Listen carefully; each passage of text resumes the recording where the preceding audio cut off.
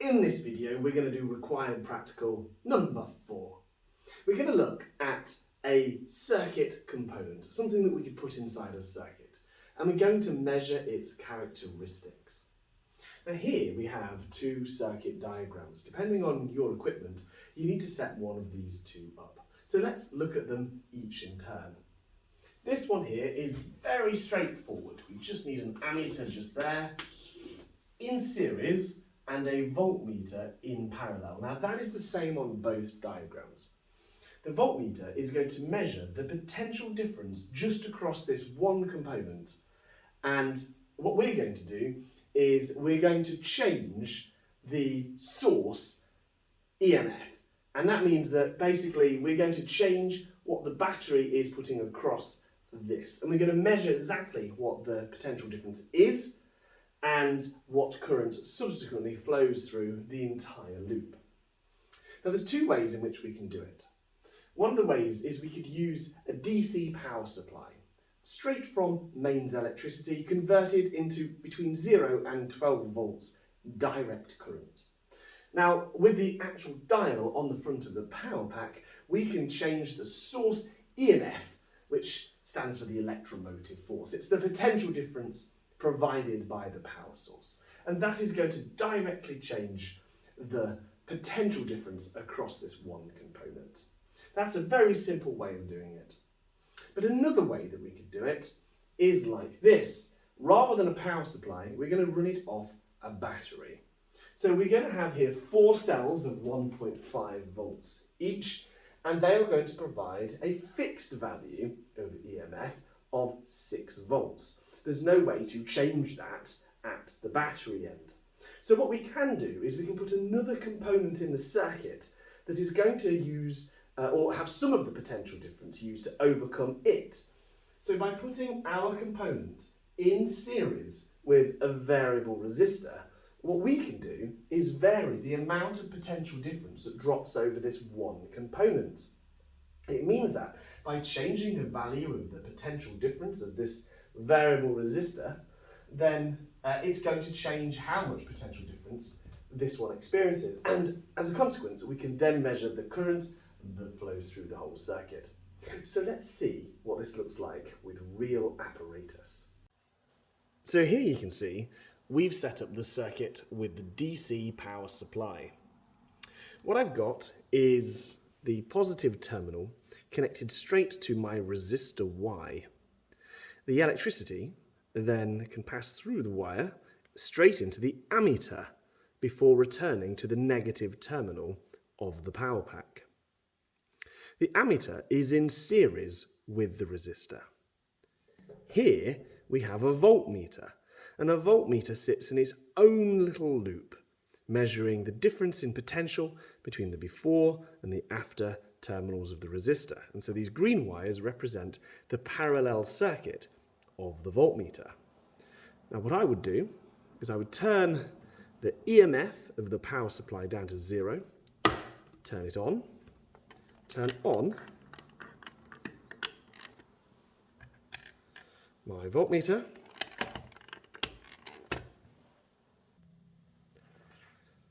here I've just swapped the voltmeter because the last one had a flat battery. Both of them are saying low battery. But what you can see is they both read 0. When the EMF is 0, there is no potential difference across this resistor, and so therefore there is no current flowing through the circuit. As I turn the EMF to 2, then what we can see is some of that EMF provided is actually being used in overcoming the resistance of the ammeter and the wires. But about 1.23 volts is being used or converted into heat energy across this resistor. So this is the potential difference that we want to measure, and we want to see what the current is at this value. We're going to change this and then take different measurements. Now we need to take a good number of measurements, at least 6. But interestingly, we also want to know what happens when we actually push electricity through this backwards.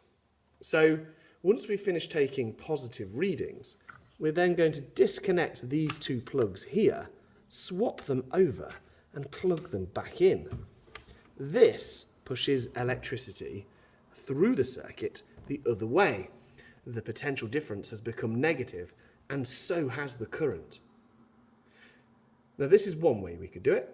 The second way we could do it involves the variable resistor, so let's have a look at that. Here is the other setup. 4 cells forming a battery, providing the EMF, which is going to allow the electricity to flow. Here we have a variable resistor in series with our resistor and our ammeter. Now what I can do is vary the resistance of this. At the moment it's at its lowest resistance, which means it's not using very many of the volts provided by the battery to overcome the resistance of this. Most of them are actually still available to overcome the resistance of that, and that is why the voltage is quite high. But as I increase the voltage of this resistor, more and more of the share of the volts are being used here and less there. It means that as we make this really high resistance compared to that, this is taking more and more of the potential difference available to the whole circuit. What it means for us is that we can vary the amount of potential difference across this one component by changing the resistance of this other component. Now you can use either of these setups for this. Let's collect some data. So what you can see here, I'm ready to start. I've drawn my circuit diagram and I'm happy that this is it. To start with, I have reversed the polarity. I've plugged the positive wire into the negative port and the negative wire into the positive port. That is so that I can get a very large negative potential difference across this resistor. I'm looking to get the largest negative number I can, and I'm going to start with that. Now what I could do is I could vary this to try to get exactly 10, and that might make it easier to plot my graph. So I'm going to try that. I've got pretty much exactly 10 about there. So to start with, minus 10, but I am going to be accurate, 10.1, and I think 1 decimal place is probably an appropriate amount of certainty there. And the current is minus 0.69. There we go. So now we're going to change this down to a lower value. Let's go for about 8. It doesn't have to be exact, but some place around there. So that's minus 8.1. And my current is now minus 0.55. And then we take it down to 6. Minus 6.1, and it's minus 0.42. And then we'll take it down to minus 4, minus 4.1. Now I could have landed exactly on the 4.0, but as I said, it doesn't matter. I just need to collect a good number of these. So let's get down to minus 2. There we go, minus 2.1, and that is minus 0.14. And then we'll take it all the way down. And I'm going to leave it on minus 0.1, and you can actually see that it is pretty much 0. So as I take it all the way to 0, it is definitely 0. So 0, 0. Now what I'm going to do is I'm going to swap my terminals back the other way. So I'm now applying a positive potential difference through this. If we start to raise it to positive 2,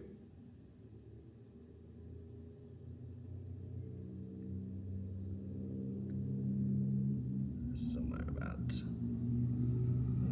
there, so that's as close as I can get it. So 2.1, and it is 0.14. change this up to 4.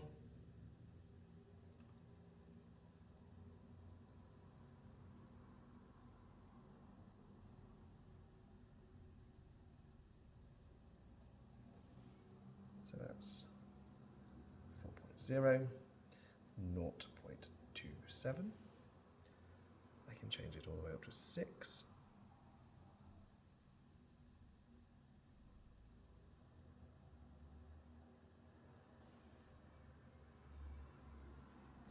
That is 0.40. This 0 should be 0.00, so that I'm keeping the same level of precision through my readings. So top tip, and then up to 8,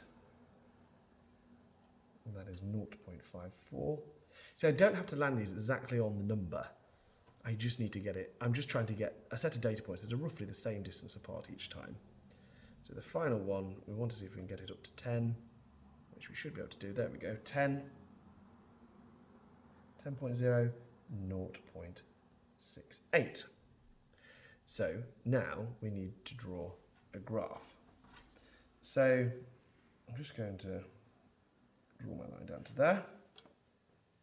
Now I'm going to just shrink this section of data so that I can draw a graph on the graph paper underneath. So I'm going to keep it here so that I have my lovely data ready for me to draw my graph. So it's going to have voltage on the x-axis. And so here, I think because my voltage goes down to -10 and up to +10, we're going to have here as the starting point. And I think we've got 2, 4, 6, 8, 10. And then backwards, -2, -4, -6, -8, -10. Actually, we could take it to 12 because one of our numbers is ever so slightly larger than our scale. And we don't want to have anything hanging off the scale. So this is 0 volts. This is 2 volts. This is 4 volts, 6, 8, 10, 12. And so this here, on this axis, is potential difference. I'm going to turn this off because it's getting hot. Potential difference in volts. And -2, -4, -6, -8, -10, and -12. So we now also need to do the scale for current, and it goes as high as the number 0.68. 1, 2, 3, 4, 5, 6, 7. Oh, we can just fit it in. So if we go 1, 2, 3, 4, 5, 6, 7, and we're going to go down here, 1, 2, 3, 4, 5, 6, 7. So this is 0.1, 0.2, 0.3, 0.4, 0.5, 0.6, and 0.7. Now this is current in amps. Minus 0.1, minus 0.2, minus 0.3, minus 0.4, minus 0.5, minus 0.6, minus 0.7. So now we're going to draw our data points on. So starting off with a voltage of -10, and I'm going to use a ruler to help me here, 10.1, so just slightly over, it was minus 0.69. So my first data point needs to be here. Small little x is all I need to do. And minus 8.1, it was minus 0.55. So my data point needs to be there. Minus 6.1, that data point is 0.42. So about here. There we go. And minus 2.1, actually that was the minus 6. Minus 4.1, is minus 0.28, so about there. And minus 2.1 is minus 0.14, so it's about there. And then working up the other side, the 0, 0 is on the dot. And then we've got 2.1, so about there. 2.1 is 0.14, so about there. And then at exactly 4, it was 0.27. 0.27 is here. At exactly 6, it was 0.40. That's easy enough, it's right on the dot. And at 8, you can see it was 0.54, about there. And at 10, it was 0.68, which is about there. Now you can see that I've drawn what is essentially a straight line. And I can use a ruler to draw a straight line through all of these data points. Now you could use this data if you were not able to do the experiment for yourself. This is for resistor Y. Now we can go on to use this information because what we've found out previously is that the gradient is really significant in this. We know it goes through the origin, so I'm going to draw a very large gradient triangle onto my graph here. And so I want to know what the gradient is of my line. So I need to read off on the axes what the gradient was. Now, because the line of best fit goes through that data point, I know exactly where that is. That is at the point 10, 0.68. So I know that this side here, it goes between 0 and 0.68. I also know that this is the number 10. So I know my rise and run. The gradient is, of course, the rise divided by the run. So the gradient here is equal to the rise 0.68 divided by the run, which is equal to 10. So what you can see, 0.68 divided by 10, well, what we know is 1 divided by our gradient equals the resistance of this resistor. So that is going to be equal to 10 divided by 0.68. And so this is equal to our resistance. So the resistance value is 10 divided by 0.68. 10 divided by 0.68 equals a resistance of 14.7.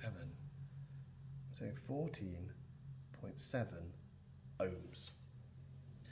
If it was a resistor that had a higher resistance, we would expect a shallower line. If its resistance was greater, you would expect a steeper line.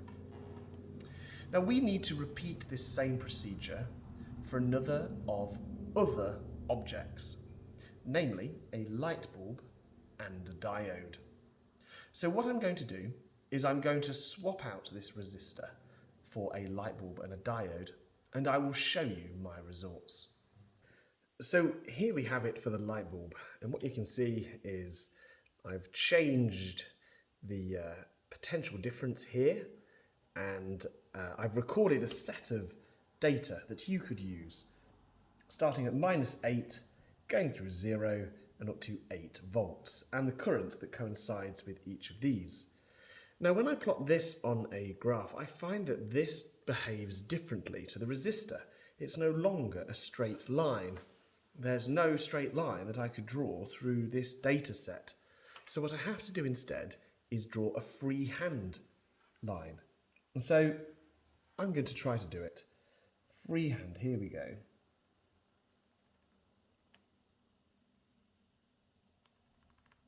Something like that.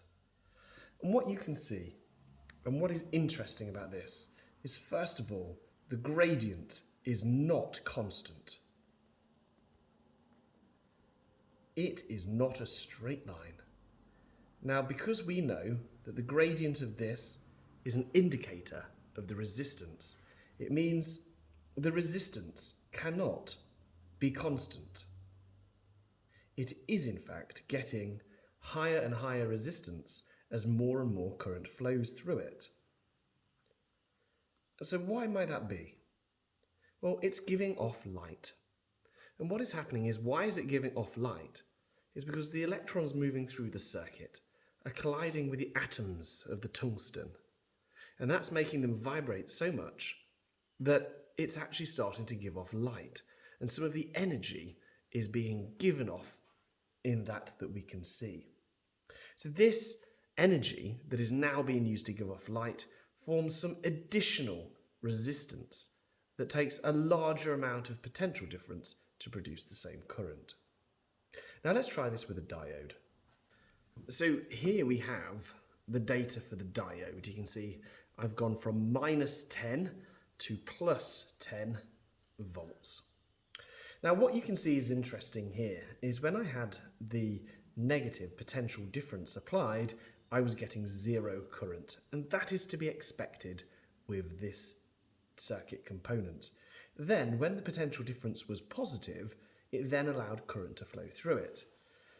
Now a subtle detail of the graph here, there's nothing going to be in this quadrant here whatsoever. But what we should expect to see is that it is a straight line. I've just clicked off my pen. Let's try it again. It is a straight line. But notice that that straight line does not go through the origin. There is a delay before the potential difference is high enough for any current to flow at all. And for diodes and LEDs, this is called the threshold voltage. It's the amount of potential difference we need to see any current flow through the circuit whatsoever. It's at that point that an LED illuminates, but a diode normally won't. Now one final detail I just want to point out here is the circuit diagram of a diode must be pointing in the correct way in your circuit. So if we were drawing this as a DC, normally we would draw 2 terminals, and we say that's 0 to 12 volts DC, like this, and we draw our diode in.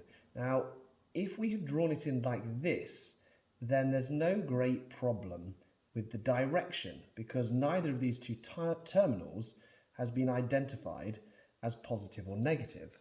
But if we were to draw a cell or a battery up here, then we've got a bit of a problem. We must make sure that this is in the circuit the right way round. So if we were to draw a single cell in the battery, what we must remember is that the long side of our cell is a positive and the short side is a negative.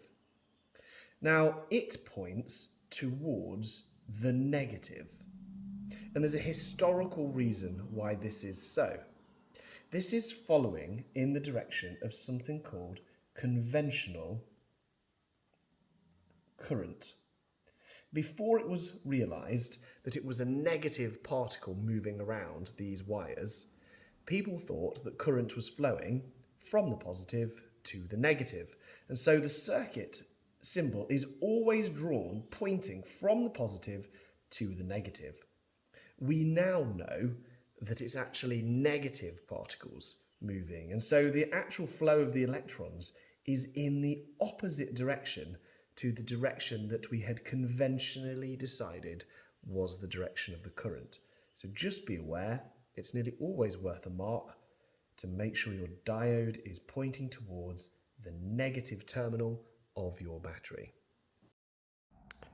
If you want your own copy of this data, please take a screenshot now.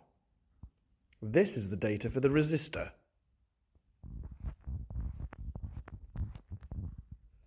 This is the data for the light bulb.